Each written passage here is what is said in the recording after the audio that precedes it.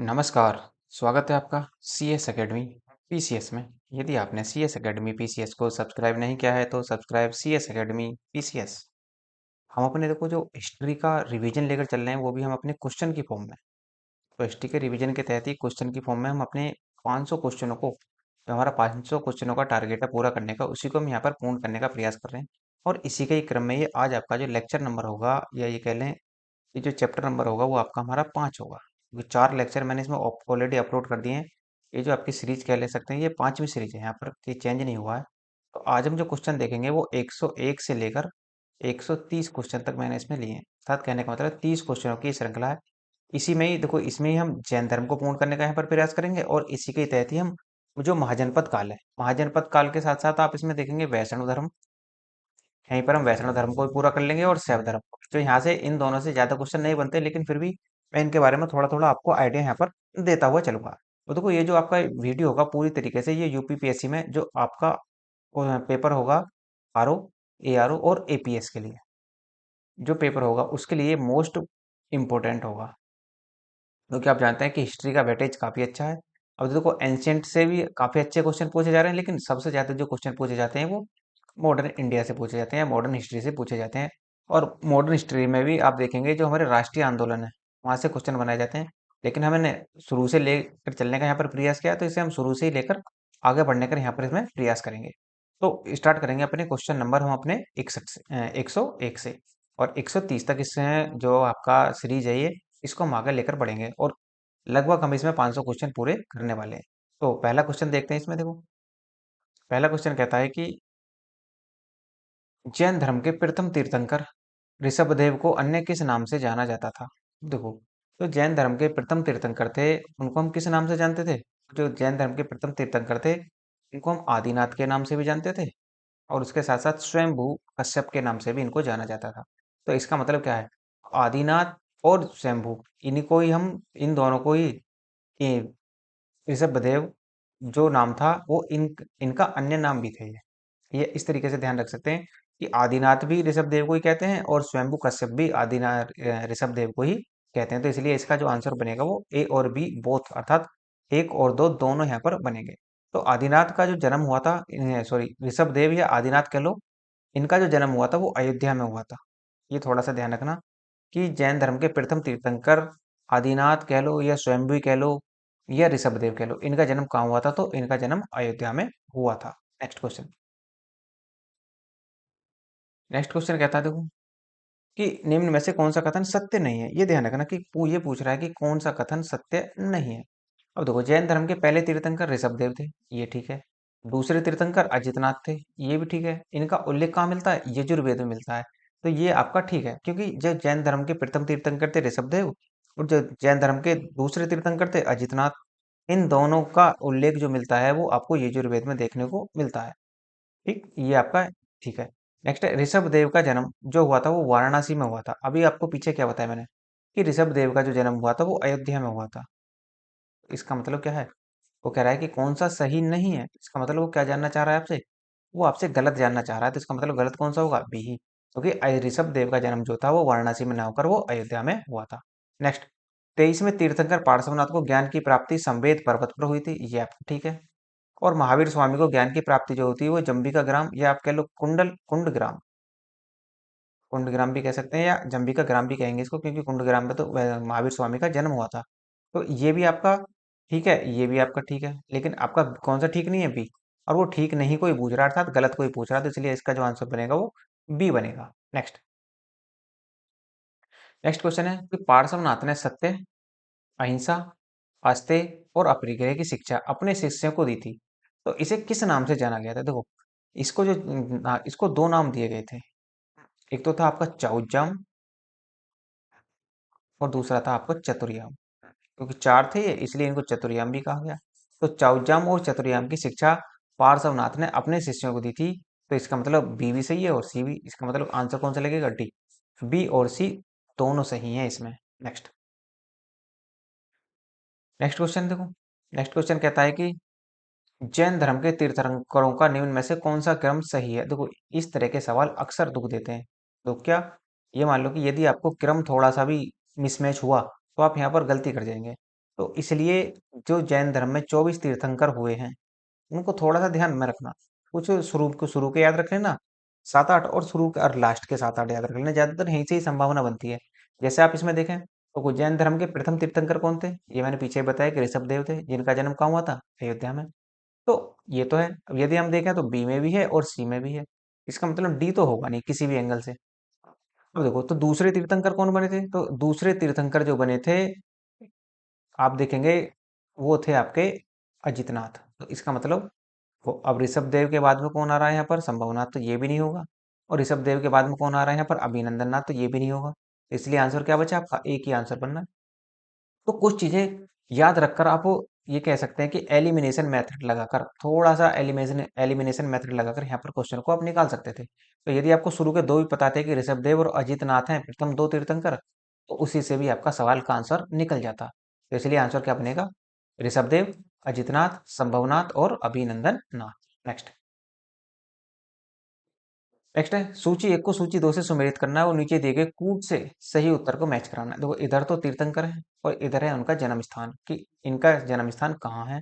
जैसे मैं आपसे कहता हूँ ऋषभ देव का जन्म कहाँ हुआ था, अब ये पीछे ही बताया कि ऋषभ देव का जन्म अयोध्या में हुआ था। तो इसलिए ए का 3 देख लो। यदि आप ए का 3 देखें तो ये भी खत्म, ये भी खत्म और ये भी। तो आंसर क्या बनेगा, सी इसका डायरेक्ट आंसर लगा सकते हैं। बाकी को मैच करा लो आप। जैसे संभवनाथ, संभवनाथ ये संभव नहीं है, ये संभवनाथ है।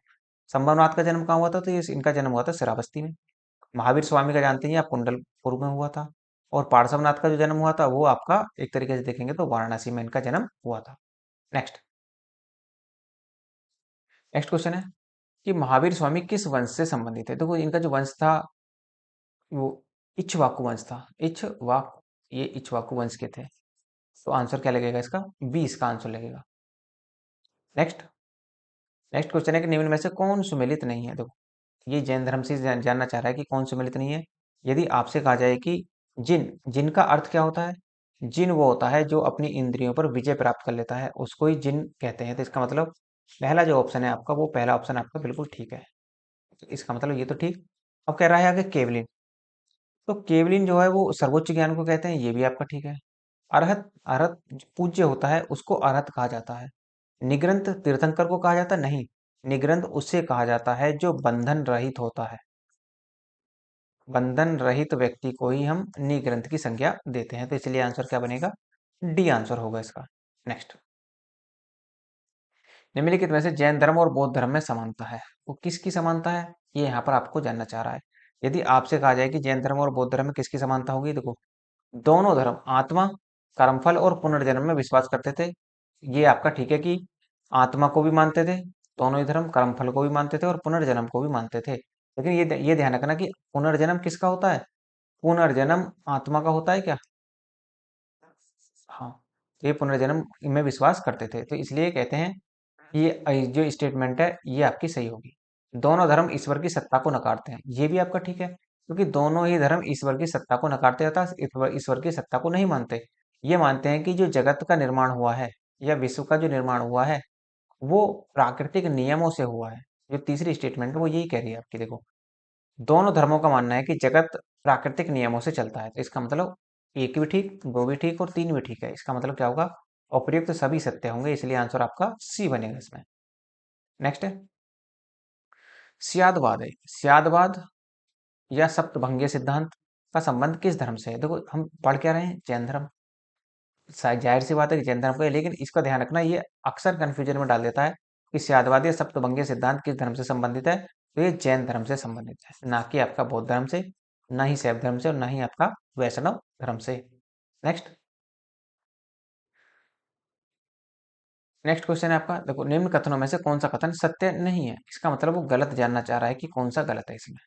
तो देखो प्रथम जैन संगति पाटलिपुत्र में स्थूलभद्र की अध्यक्षता में आयोजित हुई थी। देखो ये जो हुई थी ये लगभग 300 बीसी में हुई थी, अर्थात ईसा पूर्व में हुई थी प्रथम जैन संगति। और जो प्रथम जैन संगति हुई थी 320 ईसा पूर्व में, तो इसका मतलब ये किसकी अध्यक्षता में हुई थी, तो ये जो हुई थी ये स्थूलभद्र की अध्यक्षता में आयोजित हुई थी। तो इसका मतलब जो पहला है आपका पॉइंट ये आपका ठीक है। तो एक ठीक है। आगे देखते हैं। आगे कह रहा है कि जो द्वितीय जैन संगति हुई थी वो 500 वर्षों बाद वल्लभी गुजरात में हुई थी। देखो ये वल्लभी गुजरात तो यहाँ तक तो ठीक है, लेकिन जो द्वितीय जैन संगति हुई थी वो 513 ईस्वी में हुई थी यहाँ पर। इसका मतलब कितना समय लगा आपको? ये बीसी है तो 300 तो ये लगे, और 513 ये तो लगभग 800 वर्ष बाद हुई थी ये। लेकिन तो क्या लिखा क्या है यहाँ पर? 500 वर्ष। तो यही आपका क्या हो जाएगा? गलत। तो पहला सही है आपका, दूसरा गलत है, तो इसमें क्या होगा? अब आप देख लो, केवल क्या पूछ रहा है? गलत। अब वो गलत ही पूछ रहा है आपसे, तो गलत कौन सा है? केवल तो इसलिए आंसर क्या होगा आपका? सी, इसमें आंसर लग जाएगा। नेक्स्ट। नेक्स्ट, निम्न में से कौन सा कथन असत्य है? फिर से आपको असत्य छांटना। देखो, यदि आपसे कहा जाए कि उपवास के द्वारा शरीर त्यागना श्वेतांबरों में संलेखना कहलाता है। नहीं, देखो ये स्टेटमेंट गलत है। तो दो चीजें आपको देखने को मिलेंगी, एक तो संलेखना, एक संथारा। तो ये ध्यान रखना है कि उपवास के द्वारा शरीर त्यागना श्वेतांबरों में हम उसे क्या कहते हैं? संथारा कहते हैं। तो संलेखना नहीं कहते। तो संलेखना कहाँ कहते हैं? संलेखना कहते हैं दिगंबरों में। तो उपवास द्वारा शरीर त्यागना श्वेतांबरों में संथारा कहलाता है, ये आपका ठीक है। उपवास द्वारा शरीर त्यागना दिगंबरों में संलेखना कहलाता है, ये भी आपका ठीक है। तो दोनों पॉइंटों को ध्यान रखना कि संथारा का प्रयोग कहाँ किया गया है? श्वेतांबरों के द्वारा। और संलेखना का प्रयोग दिगंबरों के द्वारा किया गया। तो इसलिए आंसर क्या होगा? ए कह सकते हैं। नेक्स्ट। नेक्स्ट क्वेश्चन है, देखो, किस स्थान से सर्वाधिक यक्ष और यक्षिणियों की जैन प्रतिमाएं प्राप्त हुई हैं? तो ये जो हुई थी सबसे ज्यादा जैन, तो ये यहाँ पर आपको मथुरा में देखने को मिलेगा, एक कंकाली टीला। कंकाली टीले से सर्वाधिक जैन धर्म से संबंधित है यक्ष और यक्षिणियों की, यहाँ से इनकी सर्वाधिक मूर्तियां प्राप्त हुई हैं। ना तो श्रावस्ती से, ना ही मगध से, और ना ही आपकी श्रवण बेलगोला से। नेक्स्ट है। नेक्स्ट क्वेश्चन है कि निम्न में से किस वंश को राजा उन्हें धर्म को आश्रय प्रदान किया था? अर्थात जैन धर्म को किस वंश के राजाओं ने आश्रय प्रदान किया? देखो, इंपोर्टेंट सवाल होगा। देखो, चालुक्य वंश ने, ये इसको ऐसे देख लेना, ये गुजरात का चालुक्य वंश है। गुजरात का चालुक्य वंश। तो ये गुजरात के चालुक्य वंशों ने जैन धर्म को आश्रय प्रदान किया था। कदम वंशों ने भी आश्रय प्रदान किया था। गंग वंश के राजाओं ने भी आश्रय प्रदान किया था। उसके साथ साथ राष्ट्रकूट वंश के राजाओं ने भी आश्रय प्रदान किया था। तो इसका मतलब क्या है? इसका मतलब सभी ठीक है, तो इसलिए आंसर सी बनेगा आपको इसमें। नेक्स्ट। निम्न में से किस राजा का संबंध जैन धर्म से था? अब देखो, कौन कौन संबंधित है जैन धर्म से, ये आपको थोड़ा सा ध्यान रखना है। देखो, उदयन का संबंध जैन धर्म से था, वो जैन धर्म को मानता था। बिंबिसार भी जैन धर्म को मानता था। उसके साथ साथ आप देखेंगे चंद्रगुप्त मौर्य, तो चंद्रगुप्त मौर्य भी क्या था? ये भी जैन धर्म को मानता था, क्योंकि इसी ने श्रवण बेलगोला में संलेखना विधि से ही अपने प्राण त्यागे थे। और खारवेली भी जैन धर्म को मानता था। इसका मतलब ये आपके जो पहला ही ऑप्शन है, यही आपका हिट होगा। अब देखो, इसमें उदयन है, दूसरे में इसमें बिंबिसार है। तो अशोक नहीं मानता था। अशोक किसका प्रवर्तक था? अशोक जो था वो बौद्ध धर्म का प्रवर्तक था। तो इसलिए आंसर आपका बी गलत हुआ। बिंबिसार भी मानता था, खारवेली भी मानता था, अशोक नहीं मानता तो अशोक भी, और समुद्रगुप्त जो था, ये सब वैष्णव धर्म को मानने वाले थे। तो इसलिए आंसर आपका सी भी खत्म। समुद्रगुप्त अभी पता है कि वैष्णव धर्म को मानते थे, तो डी भी खत्म। तो इस प्रकार से आंसर आप इसमें लगा सकते हैं। नेक्स्ट। नेक्स्ट क्वेश्चन है, देखो, निम्न में से कौन जैन धर्म की प्रमुख देवियों में से एक है? अब देखो, कौन जैन धर्म की देवियों में से एक है? देखो, चक्रेश्वरी देवी का नाम मिलता है, ये जैन धर्म की देवियों में से एक है। सचिया देवी का नाम मिलता है, ये भी जैन धर्म की प्रमुख देवियों में से एक है। मंजूश्री जो है ये बुद्ध का एक उपनाम है। इसलिए ये आंसर नहीं होगा, तो सी नहीं होगा, तो क्या होगा? केवल एक और दो। तो केवल एक और दो किसमें? बी में। तो इसलिए आंसर आपका बी बन जाएगा। नेक्स्ट। नेक्स्ट है, देखो, सूची एक को सूची दो से सुमेलित करना है, और नीचे दिए गए कूट से सही उत्तर चुनना है। देखो, इधर तो प्रवर्तक दिए जैन धर्म के, और इधर दिए उनके निर्माण प्राप्ति स्थल की, किस को कहाँ निर्माण प्राप्त हुआ था। जैसे देखो, ऋषभनाथ को कहाँ निर्माण की प्राप्ति हुई थी? तो ऋषभनाथ को हुई थी अष्टपाद में। अष्टपाद में। तो इसका मतलब ए का एक देख लो, तो ए का एक इसमें देखो, ए में भी और बी में भी, तो सी और डी तो होंगे नहीं। नेक्स्ट आगे बढ़ो। वासुपूज्य को कहाँ हुई थी? तो वासुपूज्य को हुई थी चंपापुरी में। तो इसका मतलब ए का एक और बी का दो देख लो। तो इसलिए आंसर क्या बनेगा? ए। नेमिनाथ को उज्जैन पर हुई थी, और महावीर स्वामी को पावापुरी में निर्माण की प्राप्ति हुई थी। निर्माण का मतलब होता है मृत्यु को प्राप्त हो जाना। उसी के बारे में यहाँ पर ये चर्चा कर रहा है। नेक्स्ट। नेक्स्ट है, उत्तर प्रदेश के कौन सा स्थल जैन धर्म और बौद्ध धर्म दोनों की तीर्थ स्थली के नाम से जाना जाता है? अर्थात दोनों की ही तीर्थ स्थली थी। तो कौन था? देखो, पावापुरी नहीं, श्रावस्ती भी नहीं, वाराणसी भी नहीं था, कौशाम्बी।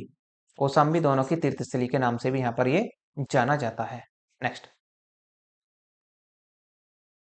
नेक्स्ट है, अगला देखो, कृष्ण की उपासना का प्रथम उल्लेख। देखो, ये वैष्णव धर्म से संबंधित है। एक दो सवाल आपको देखने को यहाँ भी मिलेगा, क्योंकि यहाँ से मैंने ले लिया है। कभी कभी सवाल यहाँ से पूछ लेता है वो।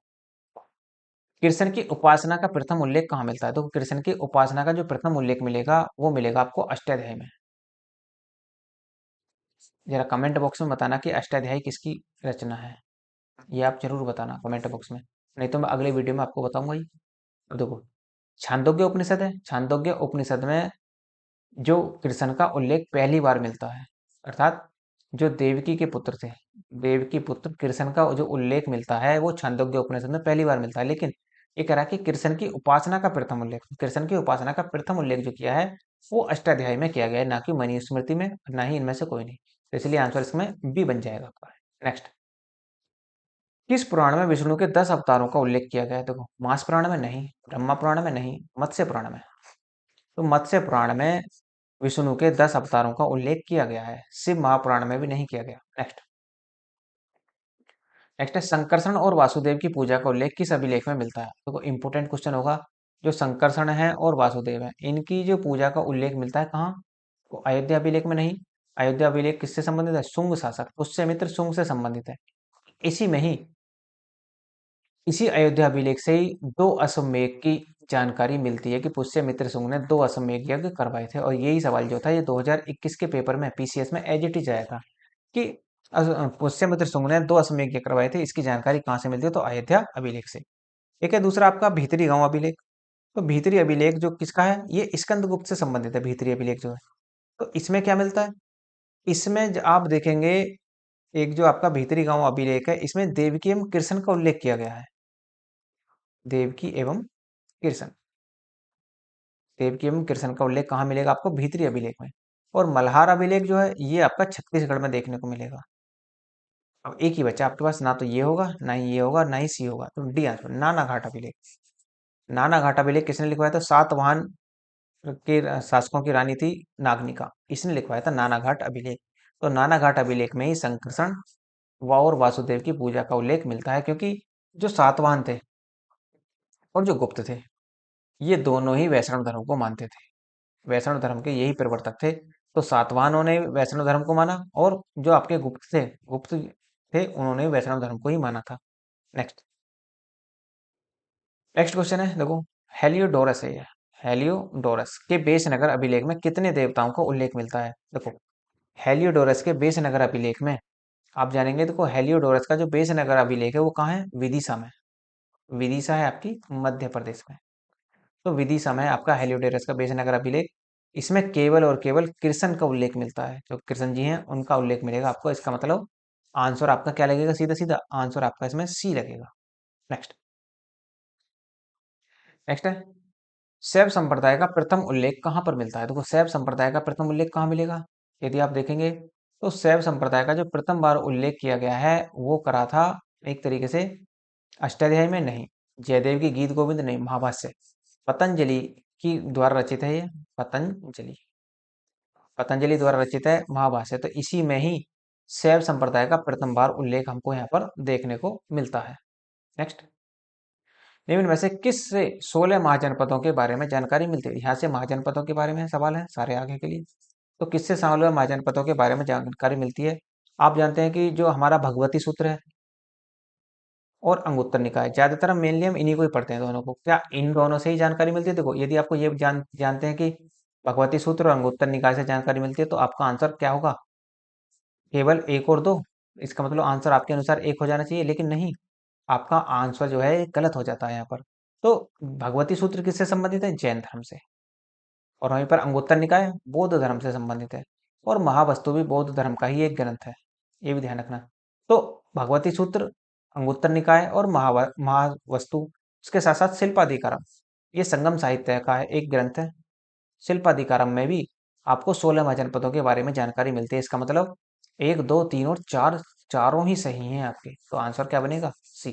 तो ऐसी गलती मत कर देना, क्योंकि हमें क्या है, क्योंकि अक्सर जो R O A R O वाला टॉपिक है ये फैक्ट पूछता है, और वो भी फैक्ट क्या, बहुत ही ज्यादा डीपली और खतरनाक टाइप के फैक्ट पूछने को मिलेंगे आपको। आपने अक्सर, आप यदि तैयारी कर रहे हैं तो आपने प्रीवियस ईयर पेपर देखे भी होंगे, इस प्रकार से हमारे सवाल बनते भी हैं।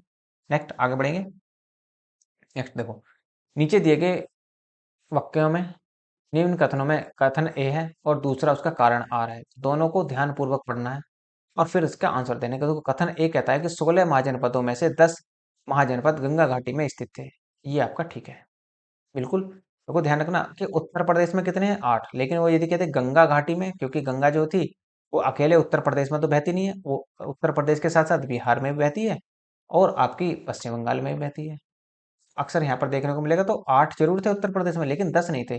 10 कहाँ थे? 10 गंगा घाटी में थे। ठीक, ये तो ठीक हो गया। अब कह रहा है इन 16 महाजनपदों का उल्लेख कहाँ मिलता है? भगवती सूत्र, अंगुत्तर निकाय, शिल्पाधिकारम में मिलता है। हाँ, इन्होंने महावस्तु नहीं लिखा, कोई बात नहीं, लेकिन यहाँ इनमें तीनों में तो मिलता ही है। तो इसका मतलब क्या है? इसका मतलब कथन और कारण दोनों सही है, और कारण जो है उसकी एक ही सही व्याख्या भी करता है, क्योंकि जो 16 महाजनपद थे इनके बारे में जानकारी कहाँ मिलती है? भगवती सूत्र, अंगुत्तर निकाय और शिल्पाधिकारम में मिलती है। तो इसलिए आंसर क्या बनेगा? पी। दोनों कथन सही है और आर ए की सही व्याख्या भी करता है। नेक्स्ट, सूची एक को सूची दो से सम्मिलित करना है। देखो इधर तो महाजनपद दिए हैं और इधर दिए हैं उनकी राजधानी। तो यदि आप देखें तो अंग की राजधानी क्या थी? अंग की राजधानी चंपा थी। ए का एक ही लगा लो, ए का एक, अब सी भी नहीं होगा तो डी भी नहीं होगा। नेक्स्ट, अवंती की राजधानी क्या थी? उज्जैन। अवंती की राजधानी उज्जैनी, तो ए का एक लगा लो और बी का दो। तो इसमें देखो ए का एक और बी का दो, ए में ही है आपका। आगे बढ़े तो देखो कौशल की राजधानी क्या थी? वो कौशल की राजधानी थी श्रावस्ती, और मत्स्य की राजधानी थी विराटनगर। ये मत्स्य ये आपका मिलेगा जयपुर में, अर्थात राजस्थान में देखने को मिलेगा ये। नेक्स्ट, बुद्ध काल के 10 गणराज्यों की खोज किसने की थी? देखो बुद्ध काल में जो 10 गणराज्य थे कौन कौन से थे? जैसे मैं आपसे कह दूं, कपिल, वस्तु के शाक्य, कपिल वस्तु के शाक्य थे। सुमसुमार पर्वत के भग्ग थे। रामग्राम के कौलिय थे। अलकप के बुली थे। केशपुत के कलाम थे। कुशीनगर के मल्ल थे। पावा के मल थे। पुलवन के मौर्य थे। वैशाली के लिच्छवी थे। और यदि आप देखेंगे मिथिला के जो थे, मिथिला के विदेह थे यहाँ पर। तो इस प्रकार से आप 10 के 10 महाजन गणराज्यों को थोड़ा सा ध्यान रखना। पूछ सकता है कि निम्न में से कौन बुद्ध के समय का गणराज्य था या गणराज्य नहीं था। तो इसकी जो खोज की थी वो रीच डेविड्स ने की थी। ये थोड़ा सा ध्यान रख के चलना है। नेक्स्ट, नेक्स्ट है महापरिनिर्वाण सूत्र में वर्णित बुद्धकालीन कितने महानगरों की चर्चा मिलती है? देखो जो महापरिनिर्वाण सूत्र है उसमें बुद्धकालीन 6 महानगरों की चर्चा मिलती है, ना तो 4 की, ना ही 5 की और ना ही 3 की। तो आंसर आपका क्या बनेगा? इसमें सीधा सीधा डी बनेगा। जैसे कौन कौन से थे? यदि आप 6 महानगर देखें तो इसमें जो थे, एक तो चंपा था, एक था आपका राजगृह है, दूसरा आपको देखने को मिलेगा तीसरा श्रावस्ती, फिर चौथा था आपका साकेत, नेक्स्ट था आपका कौशाम्बी, उसके साथ साथ फिर पांचवा कितने हो गए? दो, चार, पांच, एक था बनारस। इनकी चर्चा आपको देखने को मिलेगी महापरिनिर्वाण सूत्र में। नेक्स्ट, नेक्स्ट निम्न में से किस इतिहासकार ने महाजनपद काल को राष्ट्रीय राज्यों का काल कहा है? देखो किस इतिहासकार ने महाजनपद काल को राष्ट्रीय राज्यों का काल कहा है? तो इसमें यदि आप देखें केपी जायसवाल, तो केपी जायसवाल साहब ने ही महाजनपद काल को राष्ट्रीय राज्यों का काल कहा है, क्योंकि यहाँ पर 16 महाजनपद मिलते हैं। इसी वजह से राष्ट्रीय राज्यों का काल भी कहते हैं। डेविड रीच ने नहीं, जॉन मार्शल ने नहीं और जॉन बर्नार्ड ने नहीं। तो आंसर आपका ए होगा, केपी जायसवाल। नेक्स्ट, महाजनपद काल में सूत्राधार किसे कहा जाता था? देखो सूत्राधार किसे कहा जाता था? राजस्व अधिकारी को नहीं, कृषक को नहीं, व्यापारी को नहीं, न्यायाधीश को। जो न्यायाधीश होता था उसी को सूत्राधार कहा जाता था महाजनपद काल में। नेक्स्ट, ये अंतिम क्वेश्चन होगा आपका। देखो 16 महाजनपदों में से कितने महाजनपद उत्तर प्रदेश में विस्तृत थे? ये मैंने पीछे ही बताया कि कितने थे, 8। 8 आपका इसमें जो आंसर होगा ये सीधा सीधा होगा। कौन कौन से थे 8? जैसे आप देखेंगे कुरु, पंचाल, कौशल, फिर आप देखेंगे सूरसेन, मथुरा वाला, फिर आप देखेंगे चेदी, फिर आप देखेंगे वत्स, मल। तो ये जो थे ये आपके उत्तर प्रदेश में विस्तृत थे। कुरु, पांचाल, कौशल, सूरसेन, चेदी, वत्स और मल। तो ये तो हो जाता है आपका। देखो 130 क्वेश्चन आपके पूरे यहाँ पर। तो देखो यदि आपको कोई भी क्वेरी हो तो आप कमेंट के माध्यम से बता सकते हैं। यदि आप कमेंट नहीं करना चाहते तो मेल के माध्यम से ही बता सकते हैं, तो वहाँ भी आपकी समस्या का समाधान कर दिया जाएगा। और यदि आपको लेक्चर की पीडीएफ की आवश्यकता हो कि रिवीजन के लिए पीडीएफ चाहिए, तो आप टेलीग्राम में टेलीग्राम का लिंक दिया हुआ है डिस्क्रिप्शन में, वहाँ से आप टेलीग्राम ज्वाइन कर लेना, तो वहाँ से आपको टाइम टू टाइम PDF मिलती रहती है। और यदि आपको किसी भी प्रकार के नोट्स की आवश्यकता हो, जैसे RO के लिए, BO के लिए, UPPCS के लिए, UGC नेट में केवल हिस्ट्री के लिए और हिंदी के नोट्स की आवश्यकता हो, तो आप मेल के माध्यम से बता सकते हैं। वहाँ भी आपकी समस्या का समाधान कर दिया जाएगा। और यदि आपको लगता है लेक्चर अच्छा है तो लाइक कीजिए, शेयर कीजिए, सब्सक्राइब करना ना भूलें। धन्यवाद।